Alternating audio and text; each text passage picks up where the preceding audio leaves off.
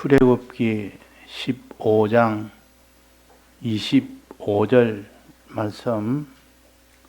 모세가 여호와께 부르짖었더니 여호와께서 그에게 한 나무를 지시하시니 그가 물에 던짐에 물이 달아졌더라. 거기서 여호와께서 그들을 위하여 법도와 율례를 정하시고 그들을 시험하실세 가라사대 너희가 너희 하나님 나 여호와의 말을 청종하고 나의 보기에 의를 행하며 내 계명에 귀를 기울이며 내 모든 규례를 지키면 내가 애굽 사람에게 내린 모든 질병에 하나도 너희에게 내리지 아니하리니 나는 너희를 치료하는 여호와임이니라. 네.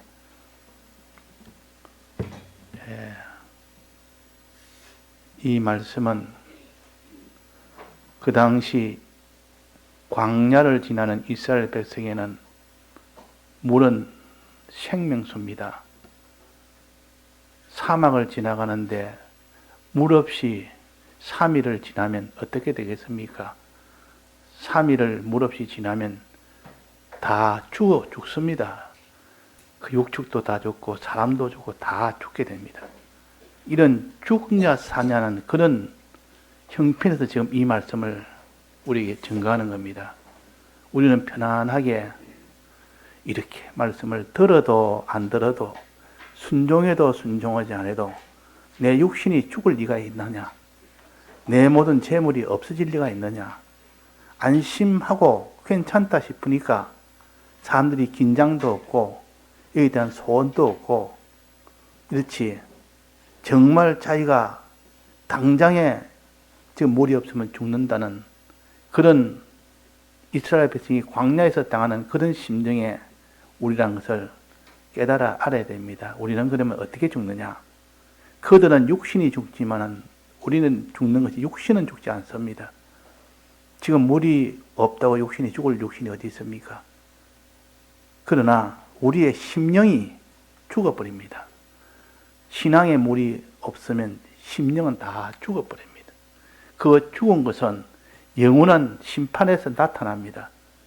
하나님의 심판 앞에서는 우리가 신앙으로 살지 못한, 신앙의 물을 마시지 못한 그것은 다 죽음으로 끝이 납니다. 죽음은 어떻게 나타나느냐? 그때에 다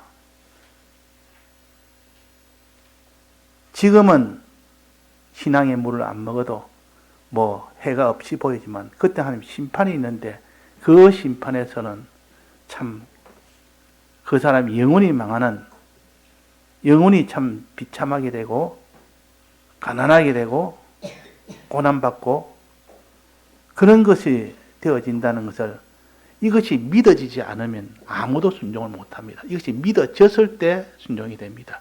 그래서 지금 썸물을 단물이 되게 돼야 사람이 사는데 물은 있는데 다 쓰단 말이에요. 근데 아예 물이 없는 거하고 썸물이 있는 거하고 다르지 않습니까? 물이 있기는 있는데 썸물이기 때문에 이걸 단물로 바꾸기만 하면 됩니다. 없는 물을 새로 만드는 것보다는 현재 있는 물이, 이게 마라에 물이 넉넉하게 있는데 이게 썸물이 안 되게만 바꾸면 다 살 수가 있는 길입니다. 그래서 썸물로 바꾸는 방법을 여기에 기록을 해줬습니다. 자, 첫째 뭐라 했습니까? 25절에 첫째 뭐라 어떻게 했습니까? 모세가 여호와께 부르짖었다. 내가 죽게 되었다고 하나님 앞에 부르짖는 겁니다. 물이 없어 죽게 되었다고. 지금 육신의 물을 우리에게 가르치는 것도 아닙니다. 우리는 신앙의 물은 뭡니까? 예수님의 대속을 믿는 것인데 예수님의 대속을 내가 도무지 믿을 수가 없습니다. 믿을 수가 없으니까 목말른 자가 되니까 그것이 좀 지나면 목이 말라서 신앙이 다 죽어버립니다. 근데 신앙이 죽어도 아무런 자기한테는 상관이 없다. 육신이 안 죽으면 된다. 이렇게 생각해서 이 신앙적으로 깨닫지 못하고 다 욕심만 가지고 깨닫습니다. 내 육신은 오늘 말씀만 들어도 내가 뭐 손해볼 게 뭐 있느냐. 그냥 육심이 편하니까 나 이게 좋다. 육신에 손해볼 게 없다. 그렇다면 그 사람은 두려움도 없고 말씀을 듣는 것도 삼가 듣는 일도 하지 못합니다. 그러니까 우리가 육신만 보고 신앙생활 하는 자는 참 어리석은 자요. 우리의 심신의 구원, 영혼의 구원, 구원의 최종 마지막은 영생이니라.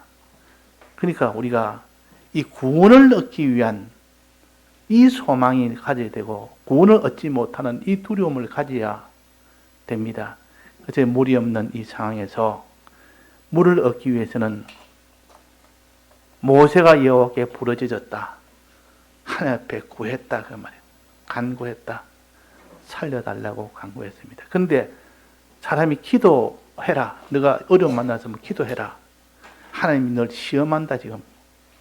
너 신앙을 시험하는 것이지.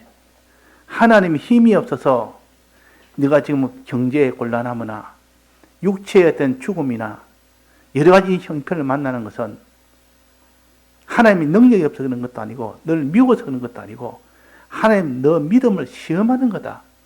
믿음이 있으면 너는 순종하게 되고 순종하면 하나님이 다 해결해 주시는데 그래서 하나님께서 시험하사 그랬습니다. 자, 이것을 우리가 믿어야 됩니다. 하나님 날 좀 시험하는 것이다. 어떻게 하는가 보자. 어떻게 하는가 보자.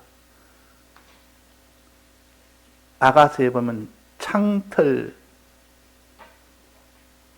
틈으로 창문 창살 문 틈으로 바깥에 있던 사랑하는 자를 바라보고 있다 그랬습니다.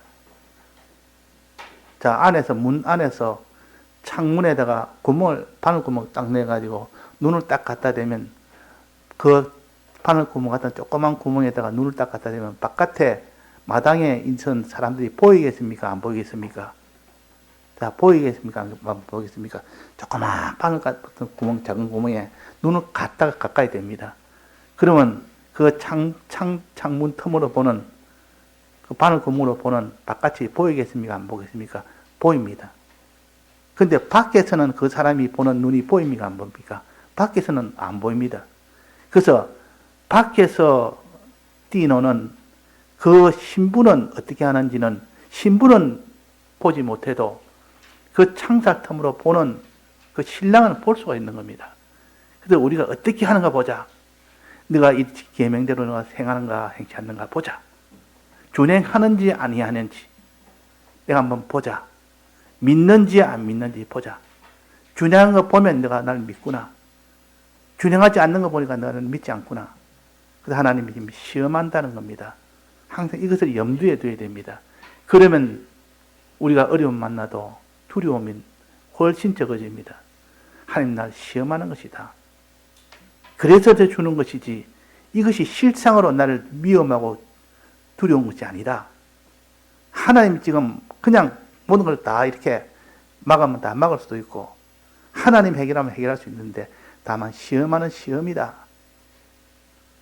하나님이 아브라함을 시험했습니다. 이삭을 번제로 드려갈 때 그때 하나님이 늘 시험하는 것이다. 지금 아브라함이 이삭을 죽이면 번제로 드리면 부활한다는 것을 믿는지 안 믿는지 보자. 아브라함이 부활할 것을 믿었습니까? 안 믿었습니까? 믿었습니다. 믿으니까 그 이삭을 번제 드린 일에 조금도 지체하지 아니하고 이렇게 기쁨으로 드렸습니다. 만약에 그 이삭이 번제하지 않는다고 믿고 있다면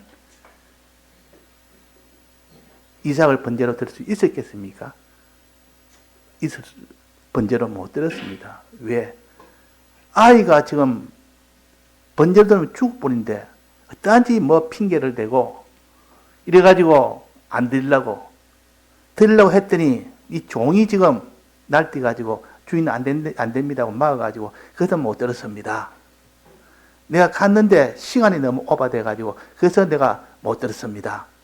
여러 가지 핑계를 댈 수 있는 것도 아브라함은 그 핑계 될 만한 걸 미리 다 차단을 다 한 겁니다.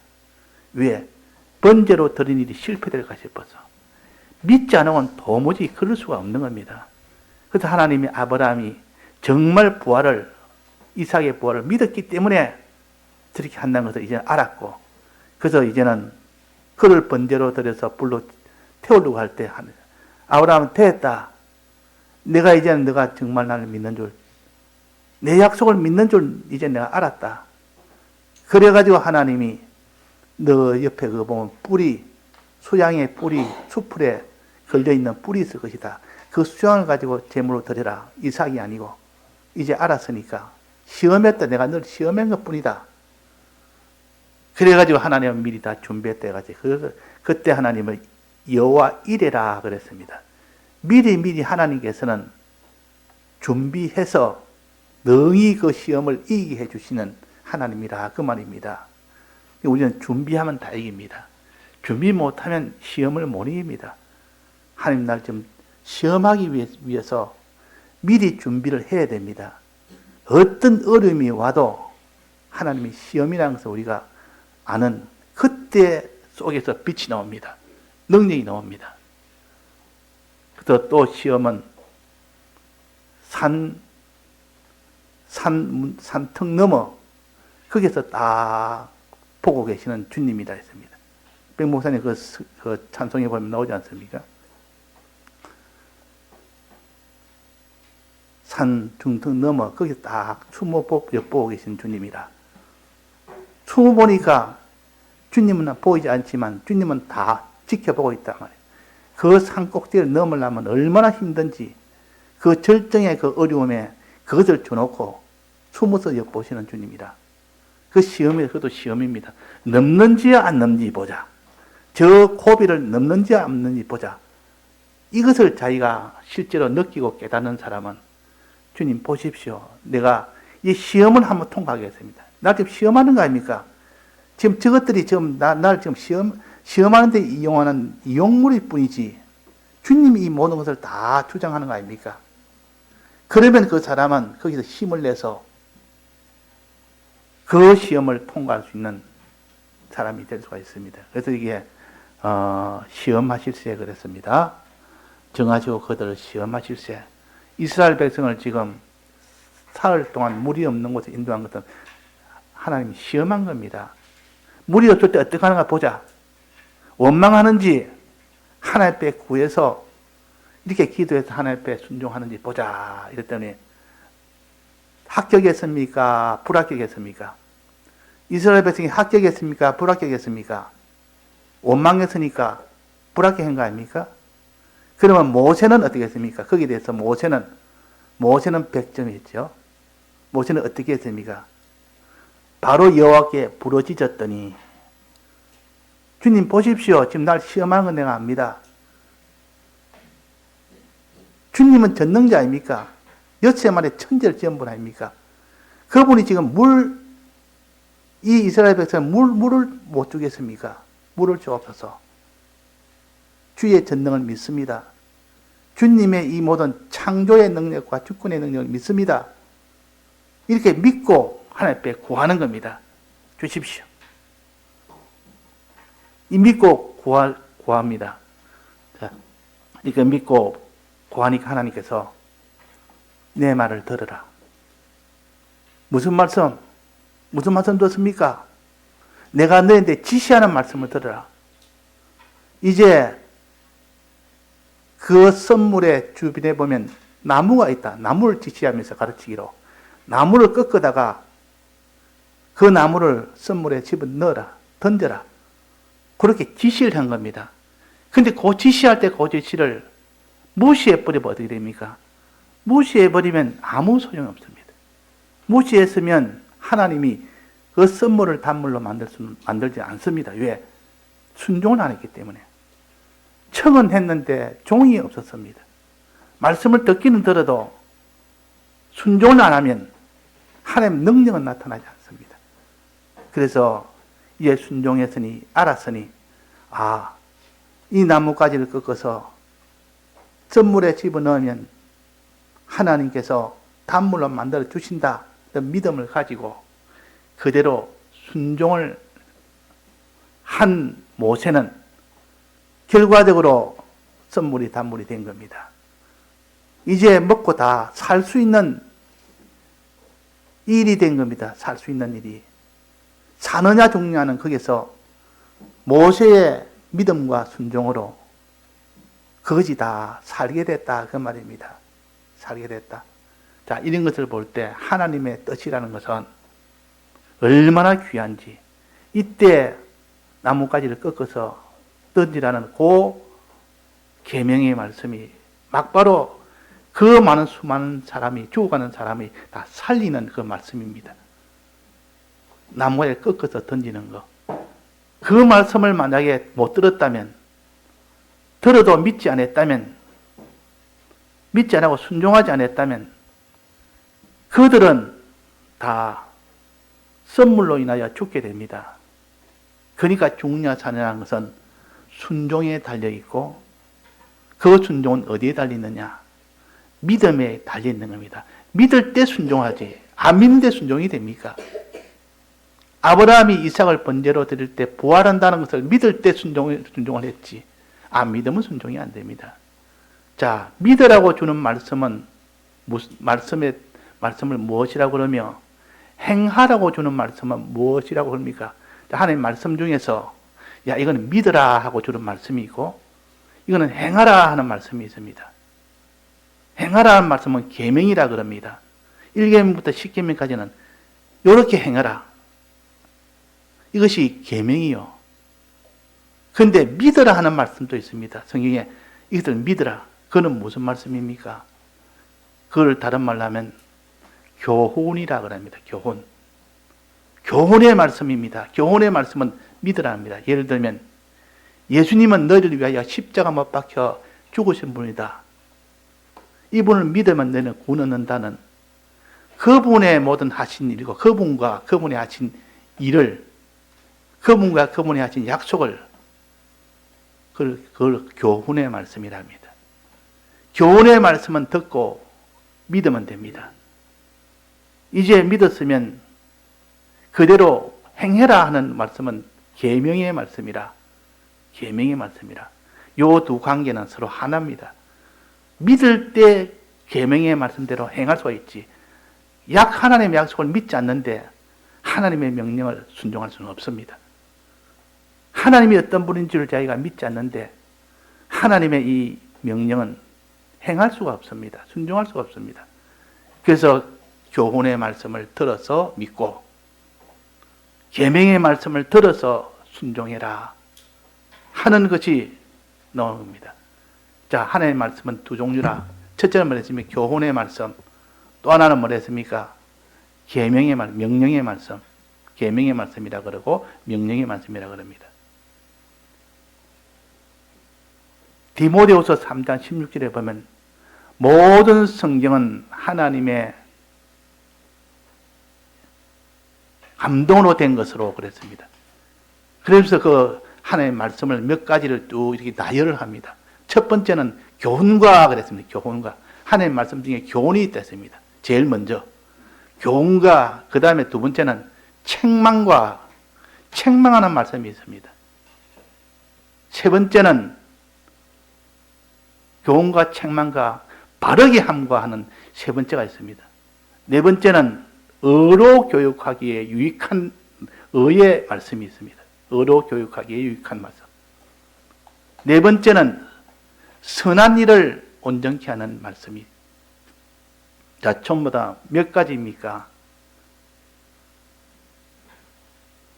네 가지죠. 자, 첫째는 하나님의 말씀이, 교훈의 말씀은 어떤 말씀인고 하니, 교훈의 말씀이라는 것은, 교훈의 말씀이라는 것은 믿으라는 뜻이요. 주님은 이런 분이시다. 하나님은 이런 분이시다. 창세기의 말씀은 하나님은 이렇게 크신 분이다. 창세기 1장을 읽으면서 야, 이 말씀 우리가 믿어야 된다. 이걸 믿어야 되는 말이 행해라는 뜻 아니다. 그분은 첫째 날에 뭐를 지었고 둘째 날에 뭐를 지었고 그분이 짓지 않은 것이 하나도 없다. 이것은 믿으라는 교훈의 말씀이다. 그 말이에요. 그분은 창조주시라 믿고 그분은 주권자라 믿고 이거는 다 교훈의 말씀 중에 하나요. 또 주님은 우리 위하여 십자가 죽으심으로 희생하심으로 우리를 다 구속하셨다. 이것은 믿으라는 교훈의 말씀이에요. 믿으라는 교훈의 말씀. 이런 하나님이 어떤 분인지, 어떻게 크신 하나님인지, 어떻게 우리를 사랑하신 희생의 하나님인지, 이것을 믿으라는 것이 교훈의 말씀이요. 또 그분의 약속, 그분을 말씀대로 순종하면 이런 하나님의 약속을 해주신다. 하나님의 아들 되게 해주시고, 하나님의 후사 되게 해주시고, 영원한 그 나라의 영광과 부여와 존귀의 이 약속을 해주십니다. 자, 약속의 말씀은 믿으라는 말씀 아닙니까? 그래서 교훈이라는 것은 하나님은 어떤 분인지, 또 그분의 약속은 어떤 것인지, 이거는 교훈의 말씀이요. 교훈의 말씀은 믿으라는 것이요. 이 말씀을 듣고, 내가 믿을 때, 믿으면, 교훈의 말씀, 믿으면 다 된 겁니다. 믿으면 교훈의 말씀으로 살 수 있는 다 된 겁니다. 믿게 되면 그 다음에 어떻게 되냐면 반드시 그 사람은 믿음이 있으면 순종을 하게 됩니다. 어떤 명령을 갖다 놔도 순종을 하게 됩니다. 그러니까 믿음과 순종의 관계는 이런 관계예요. 자, 계명은 뭐냐? 행해라. 행해라 하는 것입니다. 가장 일반적인 게 10계명 아닙니까? 10계명은 하라. 1계명을 지키라, 2계명을 지키라, 3계명을 지키라. 이렇게 하라는 이 계명이 있습니다. 이걸 다른 말로 의의 계명이라고도 합니다. 이걸 보통 계명이라 그렇게 합니다. 자, 계명 중에서도 크게 두 가지가 있는데, 하나님이 모세에게 출애굽기 20장부터 24장까지는 계명을 알려줬습니다. 너희들은 계명을 이렇게 지키라 하고, 10계명과 나머지 모든 율법을 다 가르쳐서 이 계명을 가르쳤습니다. 행해라. 요대로 행해라. 그렇게 가르치고, 또 그 다음에 출애굽기 25장부터 마지막까지 무엇을 출애굽기 마지막까지 40장까지 마지막까지 무엇을 가르쳤습니까? 제사에 대해서 가르칩니다. 성막은 이렇게 짓고, 제사장 일은 이렇게 하고, 속죄제, 제사제 이렇게 해라. 제사에 해야 될 것을 가르칩니다. 이거는 먹어라, 이거는 먹지 말아라, 이거는 씻으라. 뭐 그런 거 다 제사에 관한 거 아닙니까? 자, 이것은 신약에 지킵니까? 안 지킵니까? 신약에 지키지 않습니다. 신약에 예수 그리스도가 오시기 전까지 지켜야 할 제사법, 이걸 육체의 법이라 그럽니다. 이 제사법도 10계명 다음으로 가르쳤습니다. 10계명 다음으로. 그래서 10계명 가르치고, 계명을 가르치고, 그 다음에는 제사법 가르칩니다. 이걸 규례라 그럽니다. 제사법을 가르쳐서 하나의 의식에 이 모두 지키는 거니까 규례라 그러고, 이것은 예수님 그리스도가 오시기 전까지 잠깐 맡겨놓은 것이라, 짐승의 이 방법으로 육체의 예법에 맡겨놓은 겁니다. 이제 예수 그리스도께서 대제사장으로 오시는 그날에는 규례가 다 철폐가 되고, 예수님이 이제 가르치는 대로 그대로 행하면 됩니다. 그래서 구약에는 계명이 있고 규례가 있다. 그렇게 우리가 알면 됩니다.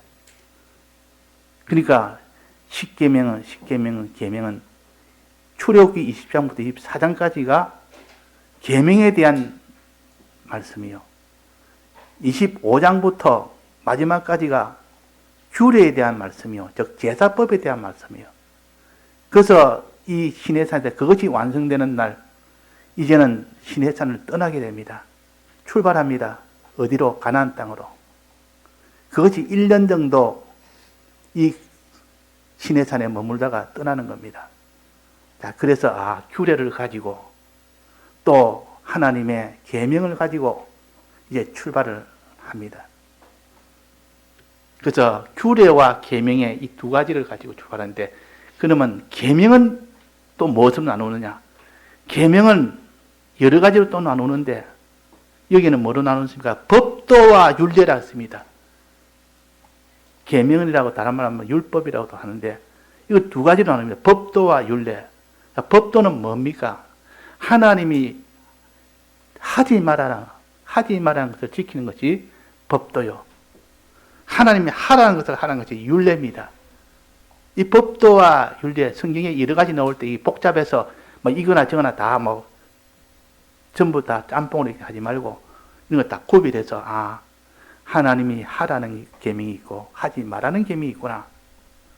선악과는 먹지 말라는 계명도 있고 너는 생명과실을 먹으라는 계명도 있듯이 하나님이 하지 말라는 이 계명을 거룩한 계명이라 그럽니다. 죄를 짓지 말아라 이런 계명입니다. 예를 들면 너는 다른 신들을 내게 있게 하지 말지니라. 너는 우상 숭배하지 말지니라. 이게 다 법도 아닙니까? 법도 거룩한 계명이요. 하지 말아라. 거기서 율례는 뭡니까? 하라는 계명이요. 이거 다른 말로 하면 의의 계명인데 하라는 계명이요. 거룩과 의의 계명 이렇게 나눕니다. 하라는 계명은 예를 들어서 우상 숭배하지 말고 하나님을 숭배해라. 우상에 절하지 말고 하나님에 절해라. 우상을 섬기지 말고 하나님을 섬기라. 한 계명에 이렇게 하나는 법도로 나타나고 하나는 거기서 율례로 나타납니다. 하나는 의의 명령이요, 하나는 거룩의 명령입니다. 우리가 이것을 구별하지 못하면 이 성경에는 이것을 다 명령을 온전히 준행하지는 못합니다. 그래서 이 십계명은 이렇게 또 거룩의 명령과 의의 명령으로 나누구나. 이게 내 의를 행하며 그랬지 않습니까? 그 밑에 보면 내 의를 행하며 이 말은 하나님의 율례를 행하며 하나님이 하라는 계명을 행하며 하지 말라는 것은 사람을 살인하지 말라는 사람을 미워하지 말라는 뜻이요. 거기에서 율례는 뭡니까? 사람을 사랑하라는 거 아닙니까? 사람을 사랑해라. 그러니까 한 계명에 법도가 있고 율례가 있고 또 손바닥에 앞뒤가 있듯이 손이 있으면 앞이 있고 뒤가 있듯이 한 율법에는 법도와 율례가 같이 되어 있습니다. 그래서 법도와 율례라. 그래서 우리는 하나님 앞에 먼저 법도를 지켜서 하지 말라는 계명, 거룩한 행실을 해야 됩니다. 거룩한 행실. 만약에 자기가 하지 말라는 이 계명을 어겼습니다. 또 하라는 계명을 어겼습니다. 하지 말라는 계명을 어긴 것은 죄라 그러고 하라는 계명을 어긴 것을 불이나 불선이라 그럽니다. 이런 것을 어떻게 해야 되냐? 그때는 주님의 피에 고해서 씻으라. 성경에 씻으라 그랬습니다. 그 말은 지금 신약에서는 회개해라 그 말이에요. 주님의 피에 회개해라 그 말이에요. 자, 이것이 지금 성경에 나타난 하나의 말씀의 분류법이요. 이 분류법이 바로 되지 못하면 나중에는 이것이 다 혼돈이 됩니다. 그래서 여기서 한 나무를 지시하시니 한 나무를 지시했다. 하나님이 모세에게 한 나무를 지시해서 뭐라 했습니까? 나무가지를 꺾어서 어떻게 했습니까? 그 선물에 던져라 그랬습니다. 그 나무가지는 뭡니까? 하나님이 하라는 명령 아닙니까? 하나님 명령을 그대로 지켜 행하니까 그대로 하니까 순종하니까 물이 달아졌더라. 그런 말씀을 듣는 데서부터 시작해서 청종한다. 말씀을 여기에 귀를 기울이고 그랬습니다. 내 계명에 귀를 기울이고 내 말에 이렇게 지키면 또 행하면 모든 질병 하도 없이 다 내리지 않을 것이요. 또 내려도 네가 잘못하여 실수하여 계명을 어겨서 모든 질병이 내려도 치료하는 여호와 하나님이라. 치료하는 여호와 하나님이라. 이것이 약속이요. 사죄의 공로 주신 약속입니다. 이 약속을 우리는 믿어야 되고 이 계명을 순종해야 됩니다. 그래서 에녹의 믿음에 대해서 나오지 않습니까? 히브리서 11장에 보면 에녹의 믿음에서 나옵니다. 에녹은 하나님께 나아간 자는 반드시 그가 계신 것과 그랬습니다. 하나님이 어떤 분인지는 믿어라 그 말이에요. 그가 계신 것과 어떤 분으로 전능의 하나님이요 우리를 구속하신 사랑의 하나님이라. 이 하나님을 너는 믿고 그에게 나아간 자는 반드시 상 주시는 이심을 믿어야 할지니라. 이 약속입니다. 약속. 그러니까 하나님과 하나님의 약속을 믿는 것이 그것이 교훈을 믿는 것이요. 그래서 디모데후서 3장 16절에 성경은 첫째 뭐랬습니까? 교훈과 그랬습니다. 하나님이 어떤 분인지 그 약속이 뭔지를 가르치는 것이 교훈의 말씀이요. 이 교훈의 말씀을 들어서 믿는 자가 되라. 그리고 또 계명의 말씀을 들어서 순종한 자가 되라. 이것이 곧 구원을 얻는 방편이라 그 말입니다.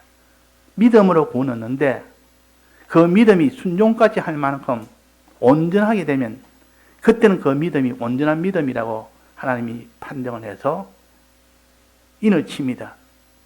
그런데 믿기는 믿는데 행치를 못하면 내가 온전히 믿지를 못한다는 증거니까 안 믿는데 어떻게 하나님이 구원 줍니까? 그래서 오늘 이 말씀은 실제로 계명과의 교훈과의 관계에 이런 것을 다 가르쳐서 우리 현실에서 어떻게 해야 구원을 얻는가 하는 것을 다 가르쳐주는 말씀을 마라의 선물에서 여기서 가르쳐 주십니다. 마라의 선물. 자, 그래서 어떤지 말씀을 듣는 것, 청종이 중요합니다. 출발이 안 되는데 그 사람이 교훈을 듣고 믿을 수가 있습니까? 청종이 안 되는데, 듣지를 못하는데. 교훈의 말씀을 들어서 단지 우리는 이 교훈을 믿는 자가 되어야 됩니다. 또 계명을 듣는 자가 되어서 이 계명에 순종한 자가 되어야 됩니다. 그러면 그 사람은 어떤 그런 썸물이 있는 그런 현실을 만나도 다 단물로 하나님 다 변해서 그 사람을 다 복되게 하십니다. 예, 다 같이 통성으로 기도하시겠습니다.